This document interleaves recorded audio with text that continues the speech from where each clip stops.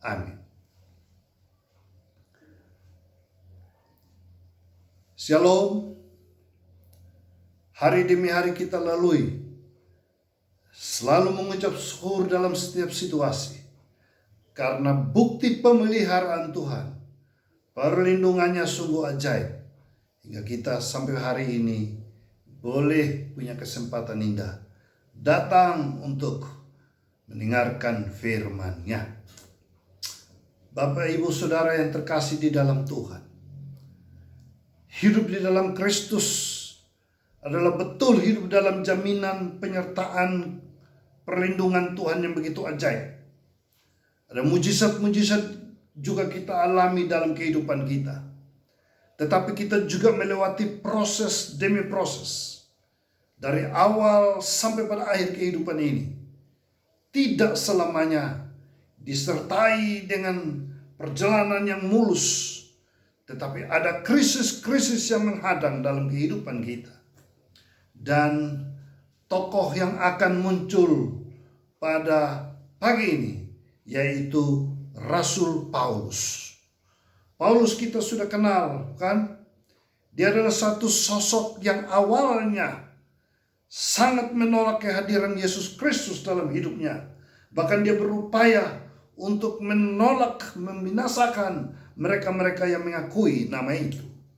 Dan dia pada akhirnya memiliki pengalaman yang indah. Dia berjumpa dengan Yesus, mengalami perubahan di dalam kehidupannya, dan dia melayani Tuhan dengan setia sampai akhir kehidupannya. Dan mari kita mau belajar daripada Paulus. Paulus suatu sosok yang dinamis, yang luar biasa, menghadapi berbagai krisis dalam kehidupannya. Dan ada 3 tahap krisis yang dilewati oleh Paulus. Krisis awal dihadapi, yaitu krisis pada awal panggilannya. Dan saya akan mengajak kita untuk membaca kitab Kisah Para Rasul pasal 9 ayat yang ke-17 sampai ayat yang ke-19. Lalu pergilah Ananias ke situ dan masuk ke rumah itu. Ia menumpangkan tangannya ke atas Saulus, katanya, "Saulus saudaraku, Tuhan Yesus yang telah menampakkan diri kepadamu di jalan yang engkau lalui, telah menyuruh aku kepadamu, supaya engkau dapat melihat lagi dan penuh dengan Roh Kudus." Dan seketika itu juga seolah-olah selaput gugur dari matanya, sehingga ia dapat melihat lagi.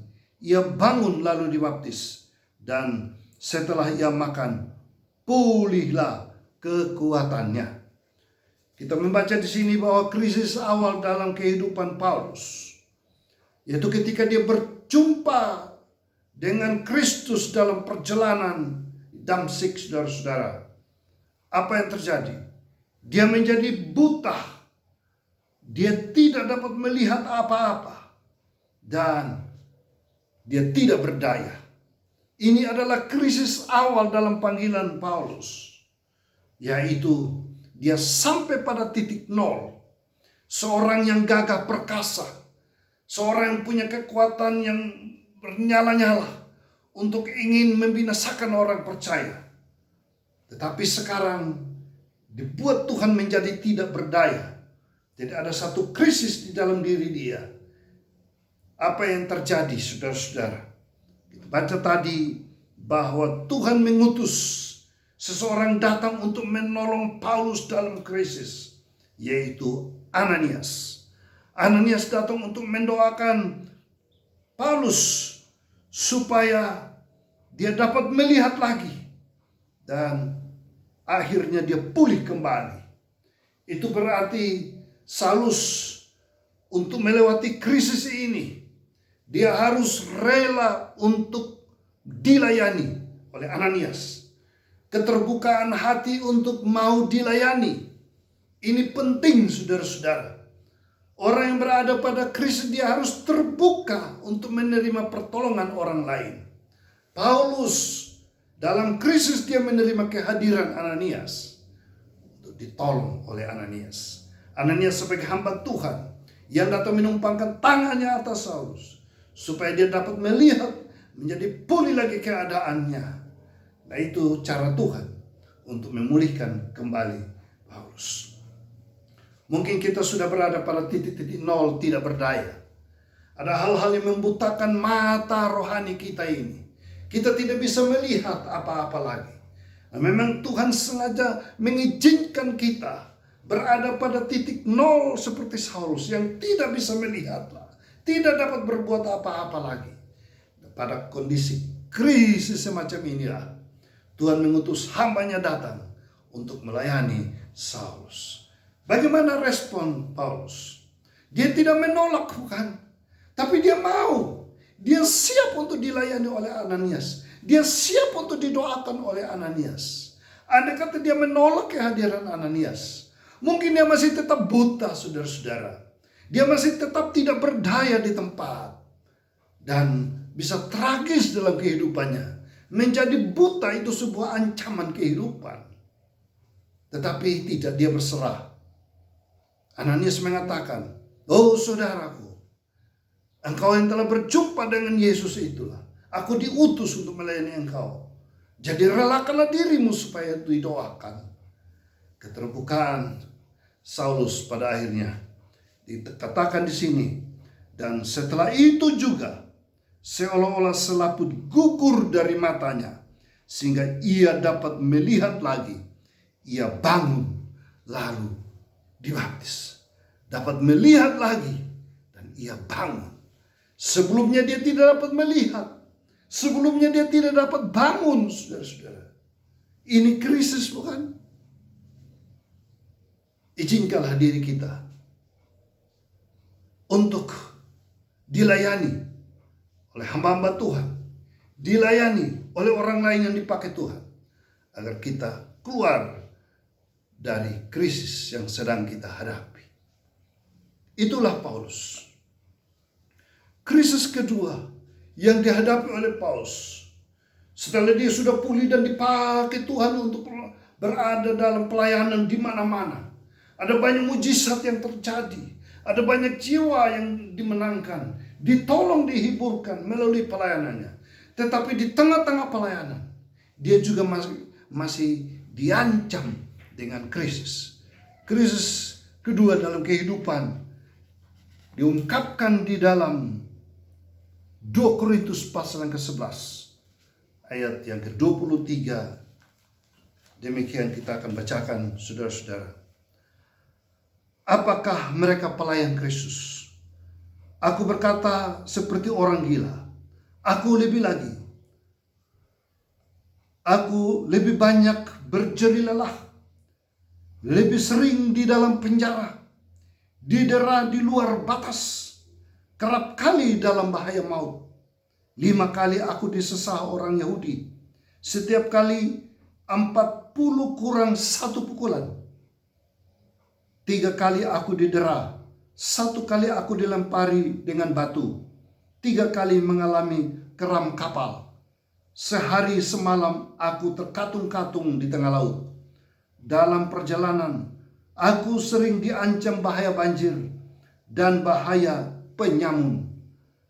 Bahaya dari pihak orang-orang Yahudi dan dari pihak orang-orang bukan Yahudi.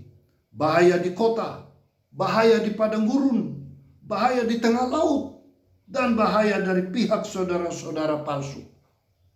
Aku banyak berjeri lelah dan bekerja berat. Kerap kali aku tidak tidur. Aku lapar dan dahaga. Kerap kali aku berpuasa. Kedinginan tanpa pakaian. Dan dengan tidak menyebut banyak hal lain lagi. Urusanku sehari-hari yaitu untuk memelihara semua jemaat. Paulus menginventarisir begitu banyak kesulitan yang dihadapi. Krisis demi krisis diperhadapkan dalam kehidupannya. Tetapi dia tetap bertahan. Itulah Paulus, orang yang menang terhadap krisis. Dan luar biasa. Saya secara pribadi mengakui saya belum seberat Paulus. Bahkan di situ dikatakan dengan tidak menyebut banyak hal lagi. Luar biasa. Dalam pengalaman hidup Paulus melayani Tuhan, begitu banyak kesulitan yang diperhadapkan kepada dia. Krisis demi krisis, bahaya, ancaman, maut juga diperhadapkan. Tetapi dia mampu kuat melewati semuanya itu. Adakah kita yang sedang mendengar firman Tuhan ini sedang berada dalam krisis yang berkepanjangan? Ada banyak sekali yang diperhadapkan kepada kita. Di dalam keluarga, di lingkungan pekerjaan, di tengah masyarakat, dimanapun kita berada. Seumur hidup kita terus diperhadapkan kepada kesulitan demi kesulitan. Belajar dari Paulus. Dia tabah, dia sabar, dia kuat menghadapi semuanya ini. Luar biasa bukan? Belajar dari Paulus. Dan kita belajar pada krisis awal dia lewati. Krisis sepanjang hidup dia lewati. Dan bagaimana dengan krisis di akhir kehidupan Paulus. Kita akan baca dari Filipi pasal 1 ayat yang ke-20. Filipi pasal 1 ayat 20 sampai 24. Sebab yang sangat kurindukan dan yang kuharapkan ialah bahwa aku dalam segala hal tidak akan beroleh malu, melainkan seperti sedia kala, demikian pun sekarang Kristus dengan nyata dimuliakan di dalam tubuhku, baik oleh hidupku maupun oleh matiku. Karena bagiku hidup adalah Kristus dan mati adalah keuntungan. Tapi jika aku harus hidup di dunia ini, itu berarti bagiku bekerja memberi buah. Jadi mana yang harus kupilih? Aku tidak tahu. Aku didesak dari dua pihak. Aku ingin pergi dan diam bersama-sama dengan Kristus. Itu memang jauh lebih baik. Tetapi lebih perlu untuk tinggal di dunia ini karena kamu. Krisis di akhir kehidupan Paulus. Pada waktu Paulus menulis surat Filipi ini, dia berada dalam tahanan Romawi dan menjelang ajal. Dia menulis surat kepada jemaat di Filipi, menguatkan mereka untuk mereka tetap bersukacita. Karena itu pasal 4 ayat 4, bersukacitalah senantiasa dalam Tuhan. Sekali lagi kukatakan, bersukacitalah. Oh, surat Filipi ini Paulus memprakarsai untuk menghibur jemaat di Filipi.